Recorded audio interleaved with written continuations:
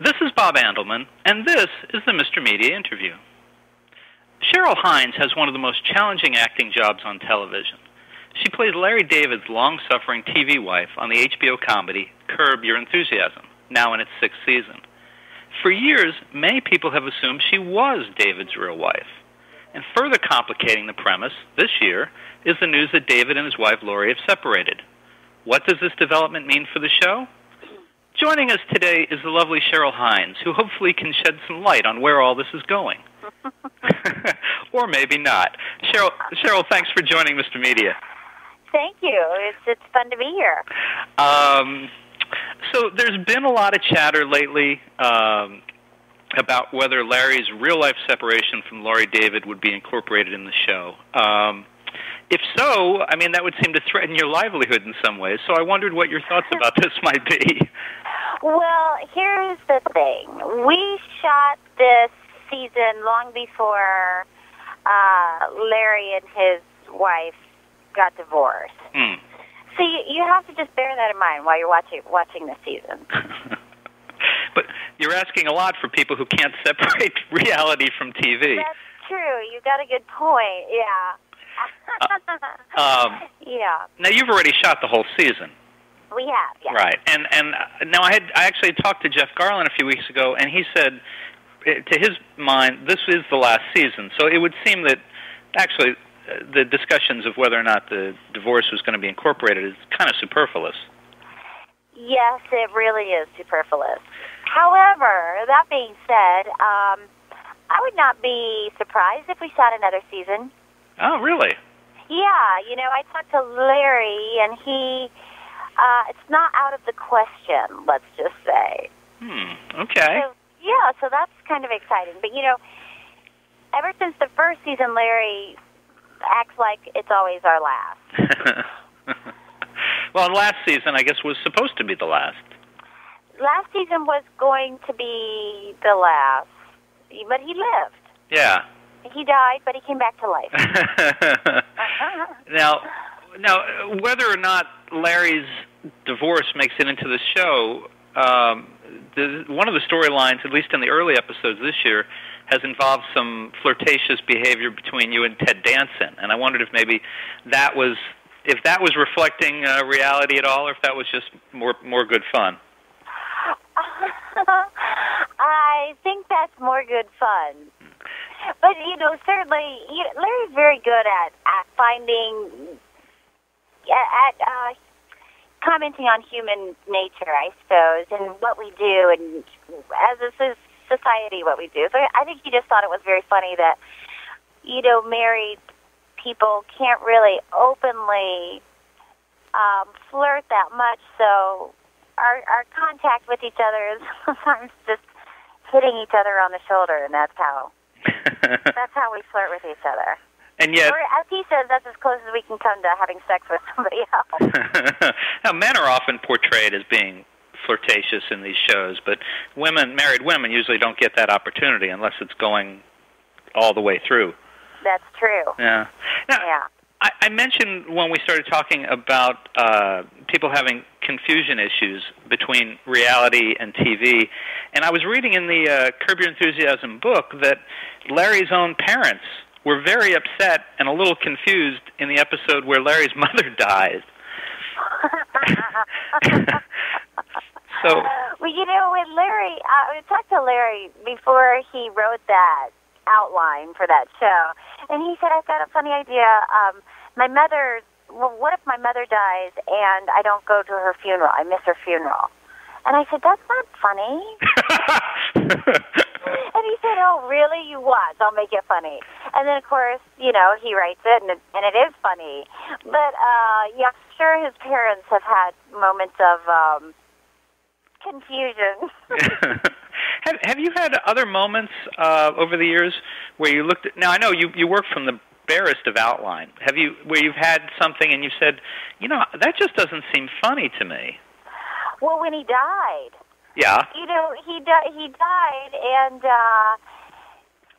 he said before we shot that scene, he said, no tears. And I was like, well, but, you're dying. I'm supposed to watch you die, and it's not sad. So he has a way of really finding the comedy and everything. You make a great point, because watching that, I kept looking to you thinking, okay, she would be crying now, right? Right. Believe me, I had to fight my instincts because it was sad. It was sad, and then, and I forget what actually made it into the show, but when we were shooting the scene, the idea was, right after Larry dies, I turned to his, to our attorney, and I say, can we talk about the will? Right. And I was like, I don't feel comfortable saying this. Don't make me say it. You would think you would at least be out of the room where the body is. Yeah. But so I think some of that did not make it to airtime, but it did make it to airtime that, Jeff and I started talking about the cost of the car. We start haggling over the cost of the car right after Larry dies. So there are moments of it that are just like, oh, I have to fight my natural instincts. Now, one of the most well-known developments in your character was originally she was seen as probably going to be Jewish, but then over time it was clear, I guess to Larry, clear to you, that you weren't going to be Jewish. Were there other developments in your own character that you were particularly either proud of or found most interesting over time? Well, certainly, my character is involved with the NRDC and the environment, which mirrored Laurie David's involvement with the environment. So it's been very cool for me because it's been educational. I've learned a lot, and I drive a hybrid car now. Oh, do you? Yeah. So that's been interesting to me. But, it's funny because I think on our first season, I'm said to have been an actor. So I did the vagina monologue in the first season, and then we never spoke of my acting career again. So it's interesting if you really watch the episodes, like what we carried through and what we just sort of dropped. But I do remember, and I'll get the line wrong, but, I mean, as I recall, your vagina is big in Canada, right? My vagina is huge in Canada. That's it. See, I knew I was going to get it wrong. Yes. People enjoy asking me how my vagina is. Because of the Wandering Bear episode. I mean, I'm having some problems because Larry wore a long-lasting condom inside out, and it made me have some problems. So the Native American Indian that's helping us get rid of poison oak comes up to me and asks me how my vagina is. Just another day at work. Now, the other thing I thought was interesting from the first season or two was reading that reading that you guys shared a trailer, and I wondered if going forward from here, if you do another series or something, if you would recommend that to your castmates. Well, I actually loved it. We had a great time together. I loved hanging out together. It was more of a, you sort of have that experience when you do theater because everybody's in the green room just hanging out because you only have one space. So I really liked it, actually. But it is, I remember when Ben Stiller and Christine Taylor did the show, and she was pumping at the time. She was still breastfeeding, and we're all in one trailer, and she would have to go in that tiny bathroom, and I was like, oh, this is probably not good for every occasion. So, yeah, it has its ups and downs. Now, you came into that situation where Jeff Garlin and Larry David and Susie Essman had known each other for some time. Right. And I imagine it was probably good for you to be in that situation of close quarters from the beginning because you probably got to know them and become part of the group a lot faster than if you were all going your separate ways after every shot. You're absolutely right. You're so right, because sometimes you work on projects and you really never have a chance to sometimes we don't even see the other people in the show or in the movie. So it's interesting that you say that because I never thought about it, but you're right. It is a fun way to get to know each other personally, and since it's improvised, it was probably like a good carryover feeling that you could bring to the screen.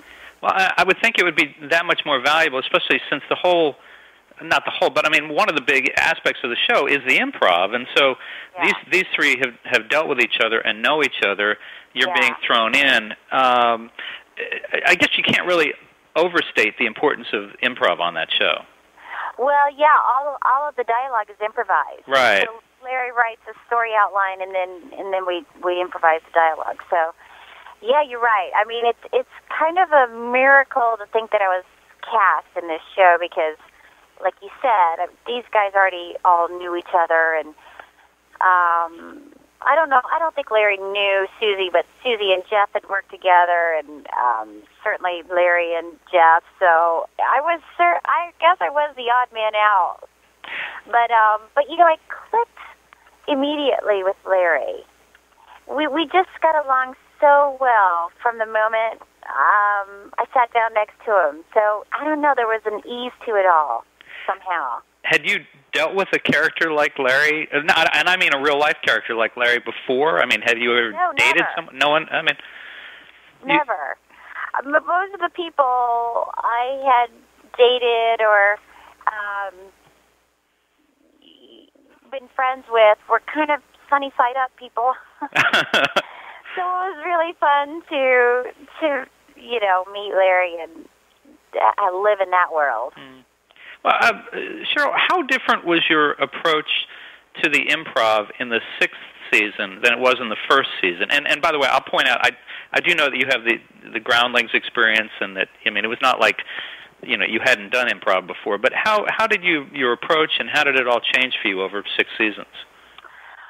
I would say that my approach is the same. I mean, when you're doing an improvised show, it's really about listening and responding to whatever someone just said. So it's still the same approach. I would say the only thing that may be different is I'm now that we've been doing the show for so many years, I feel like maybe if I said something and I knew that there was a glitch in it somehow, like maybe I heard an airplane going over, or Larry and I overlap dialogue or something, I might stop and say, I'm just going to say this again, or let me just take this one more time.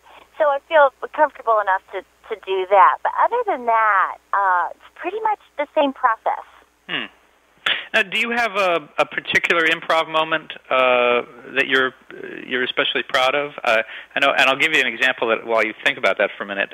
Jeff Garland had said that his was, I guess, when he and Larry were in his daughter's room, and the shelf came down, and they just kept going. Yeah, I remember that. Well, there was a scene with me and Larry. I don't even remember what season it was, but where we thought that there was going to be a terrorist attack on Los Angeles, and I wanted to stay in town, and Larry wanted to leave. And so in the outline, that's all that was written, really. And then when we actually did the scene, it turned into this very soft-spoken scene where Larry and I were talking, and we were having this serious conversation, but I felt very funny, where I was like, well, if something happens, don't you think we should be together? He's like, actually, I think that's a little selfish. Just because one of us perishes, does that mean the other one has to? And so we sort of went back and forth and just asking him what he wanted to do, and one take he said he thought he'd go to a dude ranch.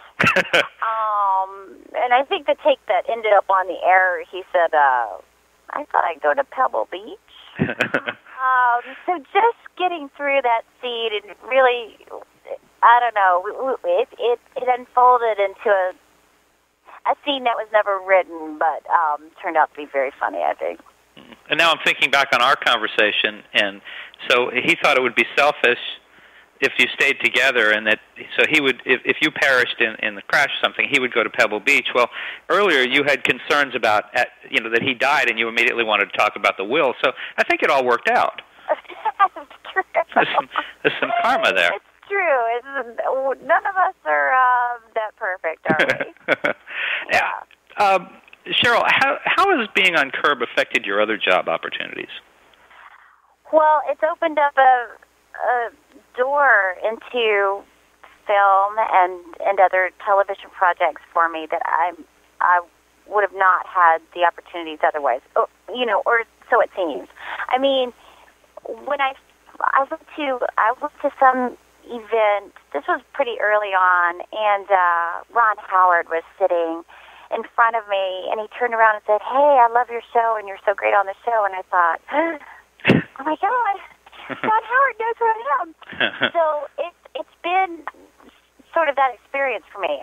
I've had some really great filmmakers approach me or, hand me opportunities that because they had seen my work on the show. So it's huge. For me, it's just changed my life. Well, and you co-starred with Robin Williams in RV. I did. And I wondered again if the improv experience on Curb made that, first of all, made you that much more attractive to producers on that, and if it was easier for you to work with someone like Robin because you had been in that environment. It's probably because certainly Robin has a reputation of going off script, shall we say, and so when we were shooting, he would go who knows where with it, and I would just roll with it. So there probably was, who knows? You'll have to ask Barry Sonnenfeld, but Barry Sonnenfeld is another person that I hit it off with immediately, and we became friends and remained friends. So yeah, I'm sure improv may have been an attractive component, let's say, to that project. I imagine there's been actors and actresses who've worked with Robin Williams over the years who were not as thrilled, shall we say, with him going off script.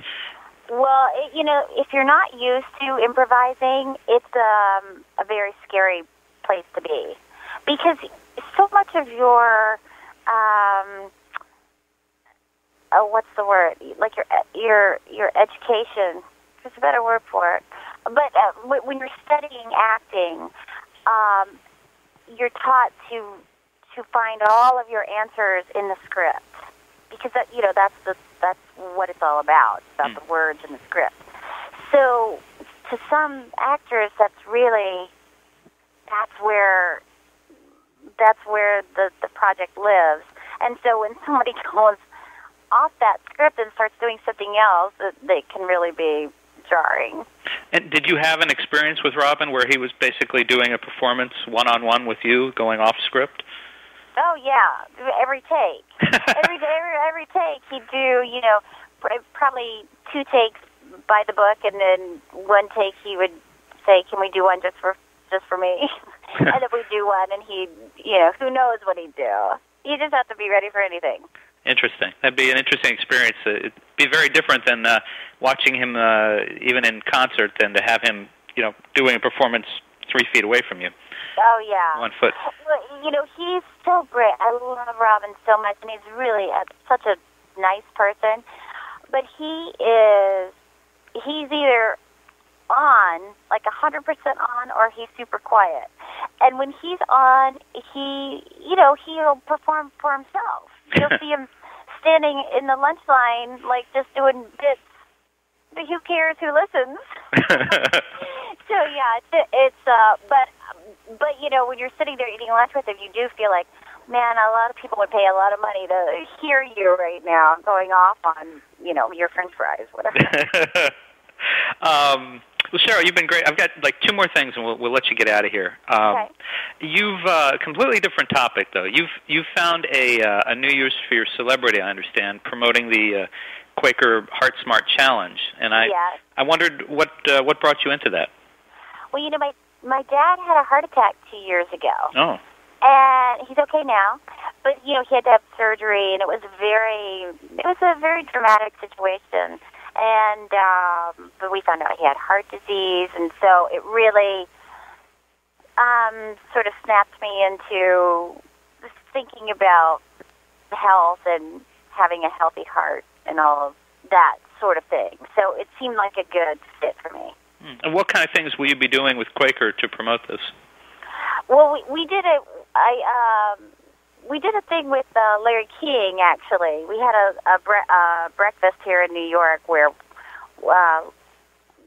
we sort of kicked off the Heart Smart Challenge because we want people to go to QuakerOatmeal.com to sign up for the challenge, and every person that signs up, Quaker is going to donate $1 to the Larry King Cardiac Foundation. So that's what, just sort of speaking out about it and letting people know about it. Oh, that's very nice. As someone who has a lot of heart disease in the family, I appreciate that. Oh, well, good. You should. It's scary. It is. Certainly, it's definitely helpful to try to be preventative about it. Well, when you see a parent be diagnosed with it or have a heart attack or just suddenly do the family history, then you suddenly realize you're more involved in it than you think you are. Yeah, exactly. Yeah. Well, okay, last thing I want to ask you. There is a movie listed as being in production on your Internet Movie Database listing that sounds like a Curb Your Enthusiasm gag. Space Chimps. Can you elaborate? Well, interestingly enough, Space Chimps is being directed by Barry Sonnenfeld. Oh. So I'm teaming up with Barry again. It's it's exactly what it sounds like, and it's an animated film. So, yes, I am voicing a chimp that goes to space. Hi, everybody. Yeah. But it's actually, I think it's going to be a really cute movie. It'll be a family movie. And you get that it does sound like something that Larry invented. Oh, listen, believe me. Yes, I do know that. Oh. I can't wait to promote that movie, by the way. Oh, I bet. Well, Cheryl, thanks so much for joining us on Mr. Media today. Thank you. Thank you. And folks, remember you can catch Curb Your Enthusiasm every Sunday on HBO. And if you'd like to keep up with Mr. Media's Friday interviews, you can subscribe to the site via email at www.mrmedia.com.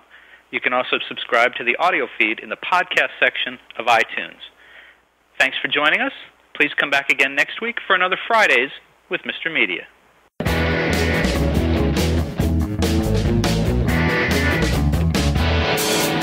Hey y'all, this is Lauren Bowles. I play Holly, the new waitress at Merlotte's on HBO's True Blood, right? All right, here's the deal. I'd rather spend all night with them damn bloodsuckers than another minute listening to that Mr. Media radio. No thanks. Hey everybody, this is Bob Andelman from Mr. Media. First of all, I want to thank you for years of support listening to this show. We're starting our 6th year. It's hard to believe our 6th year as 2012 starts and heading towards our 1,000th online podcast, audio and video. It's pretty amazing, frankly. I remember starting it several years ago thinking this will never last. And podcast, that's as stupid a word as blogging. But here we are, starting our 6th year and heading up to 1,000 interviews. And I want to thank everybody for listening and supporting the show. I also want to tell you that, one of the things that's been very helpful for this show is Stitcher Radio. Yes, this is sort of a commercial. Now, there are millions of smartphone apps in the world, but I only use one several times a day, Stitcher Radio. I build my own radio station to listen to broadcast and online shows when I want and in the order I want.